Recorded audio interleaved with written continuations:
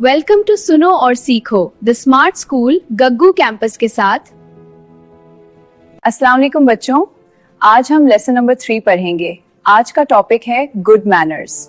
Good manners का मतलब होता है अच्छा रवैया, नरमी और इज्जत के साथ बात करना।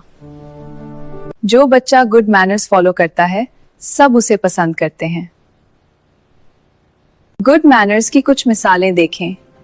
प्लीज कहना, थैंक यू कहना, गलती हो जाए तो सॉरी कहना और अपने टीचर्स और पेरेंट्स की इज्जत करना। क्लासरूम में गुड मैनर्स बहुत जरूरी होते हैं। टीचर की बात ध्यान से सुनो, सवाल के लिए हाथ खड़ा करो और अपने दोस्तों के साथ अच्छा रवैया रखो। गुड मैनर्स हमें अच्छा स्टूडेंट और अच्छा इंसान बनाते हैं। रोजाना गुड मैनर्स फॉलो करो। सीखें, समझें और आगे बढ़ें।